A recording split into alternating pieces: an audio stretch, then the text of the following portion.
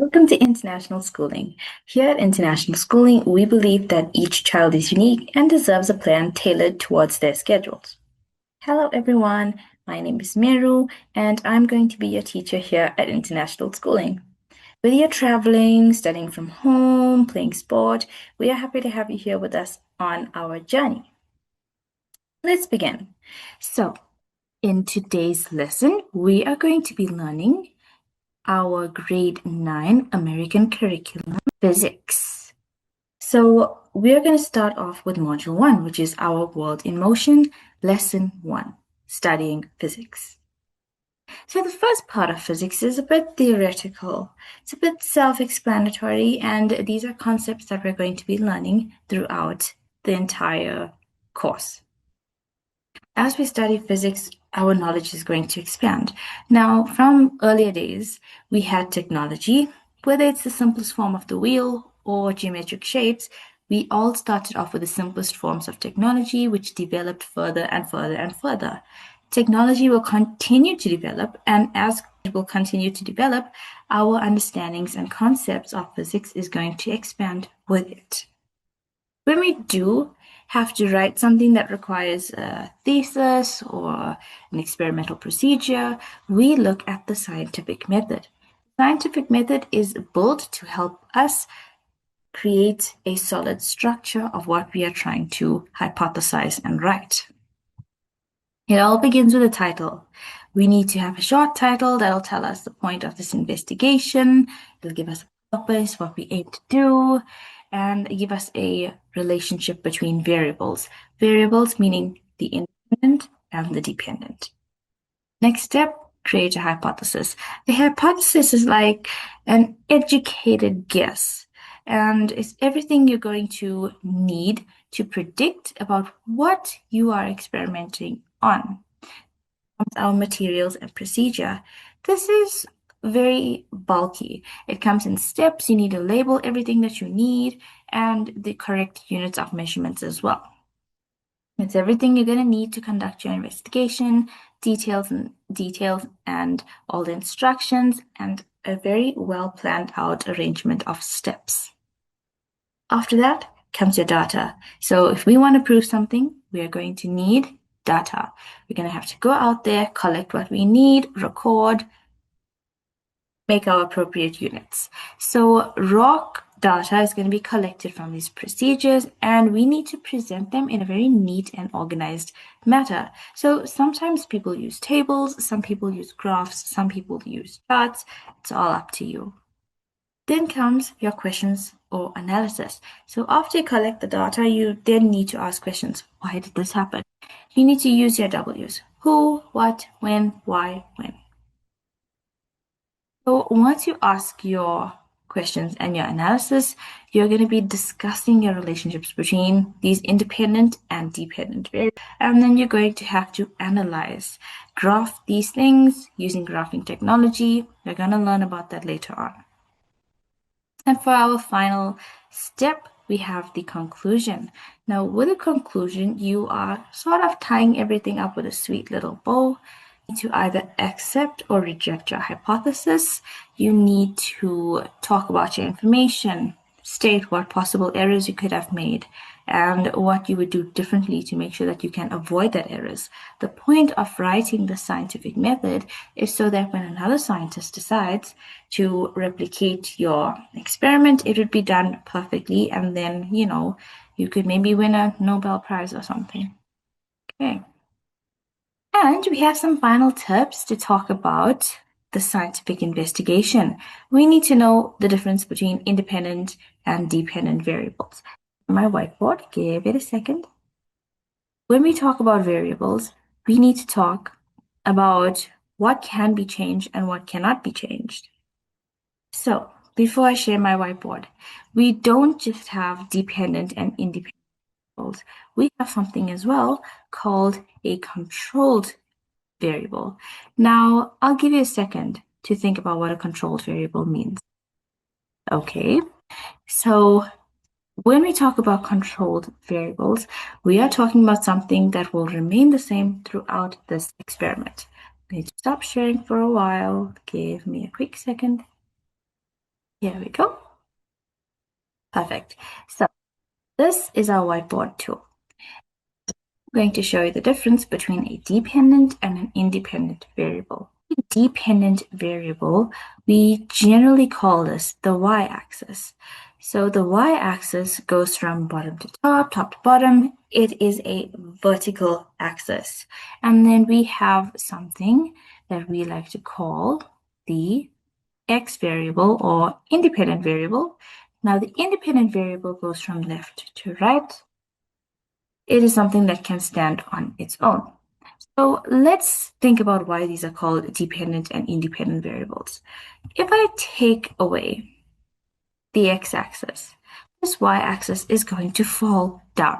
That's just how I look at it. And if we take away, and that is the difference between independent and dependent variables. Independent variables like the x-axis can stay alone, and the dependent variables like the y-axis cannot. Okay, now let's go back to our notes. Right. Then, when we do our trials, we need to make sure that we take accurate amounts of measurements. When we measure, we keep things in precise units, like centimeters will always be centimeters. Gallons will be in gallons. It just depends on what you're measuring. But make sure you don't have a mix-up in measurements where something is centimeters and the other is in inches. There are conversions that we're going to have to do throughout this lesson and throughout this module that we're going to learn about later on. So what does it really do for us? Why do we want to know these things? If we didn't know about physics, we wouldn't understand basic concepts. We've learned about so many different things through our time and through our creations. Like we know about space, we know about gravity, we know about why things fall over, we know about life in general. So there are a few other subjects that help us understand life. It's just that physics really helps us quantize it. Let's talk about some possible careers. So you're at a young age, you're trying to understand what your purpose is going to be in life. Let's talk about some careers. So maybe you're not so big on talking to people, being all out there. You like to stay behind the scenes and do some research. Then a research physicist would be perfect for you. So a physicist is a person who practices physics. Okay, so with a research physicist, they're going to take all these questions, they're going to answer it, they'll do their experiment behind the scenes, and they will give us answers to things without making some sort of big break on TV. Maybe you love calculus, maybe you love math. Math is just a very intricate mix in here for physics. So physics is a combination of math and super fancy English. If we understand those both things very well, then physics is for you. Then comes your applied physicist. Now let's say you do enjoy talking to people. You do enjoy being on TV and you are very expressive with your physics. Then here are some possible direct physics jobs and career paths that you might want to look into. It's more hands-on, you're doing a lot more experiments, and you're making sure that these things are well known to others. You could work in acoustics. When we think of acoustics, we think of guitars and sound, and that is exactly what acoustics is. They study sound waves, they study and help us lower and manage vibrations. This is very important, but not just for music, but also for medicine, transport, energy, all these different things. Then comes the more fun part, astronomy. Astronomy is the study of space. Now, space is huge. So we need to know a lot of things about it. Where did the stars come from? When are they going to die? Where's the universe? Where is it? Where are we? What are we doing? Okay. So if you are interested in space and you want to understand the relationships between space, then this is perfect for you. Next comes atomic physics. So when I say the word atomic, what comes to mind? Yeah, atoms. So what makes subatomic particles move? How do they interact? How do they fuse? How do they blow up? Okay, we need to know all these things about the atomic microscopic levels as well. Very fascinating. And, there have been scientists that did work on the things dealing with atomic physics, and they've created amazing nuclear reactors. Some people have created bombs. Who knows what you might discover? Then comes electronics. Now, electronics comes from the word electric, which comes from the word electron. Now, moving electrons will create electricity, and that is what an electronic physicist is going to focus on. They will create things that we use every day, like the toaster, well, sometimes, our cell phones, lights, television, okay, anything that requires electricity. Then we talk about the Earth more. Geophysicist. So geo means earth. Physicist is someone who does physics. So a geophysicist is going to study and work on things relating to our planet, the tectonic plates, okay, how the ocean is going to move because of these tectonic plates. They're very, very focused on what we have here on Earth. Okay? They are responsible for explaining the changes in the weather.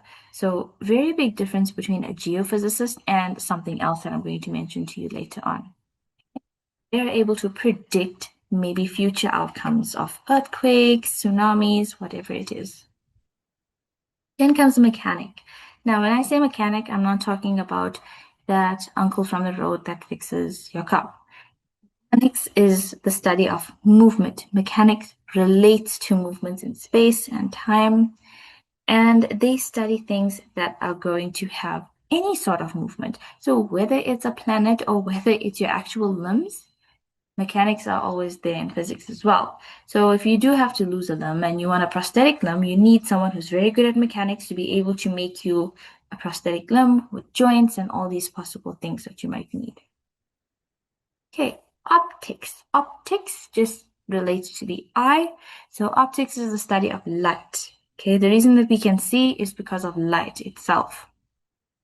So obviously we have different densities on Earth. We have air, which is nothing. We have water, we have glass, okay? So we need to study how light is going to move through all these different things and understand the properties of them. We have an entire spectrum full of light theories, which we will also be discussing, but way later on. And then that brings us to thermodynamics. So thermo means heat. Dynamics also means movement. So thermodynamics means movement of heat. So these are for the people that like to study hot things. They work in this field and they'll talk about how maybe the atmosphere works. Why is Earth hot? Why is this jug that holds things hot? Okay, it focuses on how movement of heat is going to work. For example, if we do have a tornado or other storms or whatever, the thermodynamic physicist will be able to tell you where the tornado is going next based off its heat. These are real things. I've seen it in movies and I've heard about them as well from people in countries that do go through tornadoes. So it's a very interesting sector because you can learn about so many different things. And over time, we've learned about steam engines and steam power and how it's helping us not use up so much of the Earth's natural resources. So, yeah, that is an applied physicist. They are here to help us, they're here to advance the world. Now, there are some careers that use physics indirectly, okay, but it doesn't make it any less important. For example, engineers. With engineers, you have different types. You've got electrical, aerospace, mechanical, petroleum, chemical, all of these different engineering fields that is there to help us enhance daily life. So even as an engineer, you'd be using a lot of physics to help someone's life get a little better. Meteorology. Now, meteorologists are slightly different from the geophysicists, actually, quite largely different. So, with a geophysicist, they will look at the earth, make predictions, try to avoid natural hazards. With the meteorologist, they are able to predict weather. They are able to tell, okay, here's what's happening with the atmosphere, the ocean, and the humidity index. Here is what might happen to our weather. Okay. People who do want to become meteorologists can work on all these public platforms, maybe to conserve the ocean, to conserve nature, and they can even create organizations that are concerned with environmental action. We also have something called a material scientist. The material scientists, they will work out what is the best material for you to use on an object. Example, you wouldn't make a car out of chocolate, now would you? That would be a very big mistake, a very delicious one at that, but we can't have that. Okay, so the material scientist is there to tell you what's the best material you can use to create this object or system. Okay, now we bring it back to optics. With optics, you'll have things like fiber optics, lens crafting, developments of telescopes, all these different things to help us see better. Take in light as well, because light is the reason that we see anything at all. And they will use it to advance a human being, advance the things we look at as well. Teaching. So, if you're very passionate about physics, you don't really want to do the experiments and you don't want to work in that lab kind of environment, maybe become a teacher. Okay, super fun. You get to interact with cool students. Love it. And then last is a science writer. So with a science writer, they want to talk about science without having to say a word. So they write it down, put it pen to paper, and they will create magazine articles. They can grant proposals, or they could even write scripts for science shows.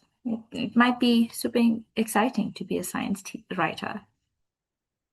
Okay, so those are just a few possible options that you could take if you do want to consider a career in physics. Remember, all of these are different in their own way, so it's up to you to decide. So from all of these, whether it's the applied physicists, the research physicists, or the physicists that kind of are not really considered those, but will use physics in their career, which one do you think looks the best to you? Okay, so let's do a quick recap of everything that we learned today. We spoke about studying physics. We spoke about empirical observations and what the scientific method means. We spoke about what physics really means and how we are going to be applying this in the future and what careers we might possibly want to make out of it. We also need to know that physics is a very factual subject. And then we spoke about careers. So there are 3 types that will involve physics. Applied physicists who will take the physics and physically do things with it. Research physicists who will just, search, look at other people's work, incorporate it in their own. And then your not so applied physics, where you'll just use the concepts in your career, like with engineers. Okay, and now you get to pick which one you want from here, which one suits you best, and what you might want to explore in future. So in our next lesson, we're going to talk about the physical measurements of things, and we're going to learn some very new, very exciting things, and I wouldn't want you to miss it. So thank you so much for sharing your time with us and joining us here at International Schooling. Remember, every student deserves flexibility and to have a school that adapts towards them, not the other way around. Keep learning, keep growing. Making mistakes is perfectly okay, and it helps you learn better because this is your location, your school, and your time. I will see you next time. Thank you for being here today. Bye-bye. International Schooling, the best online school.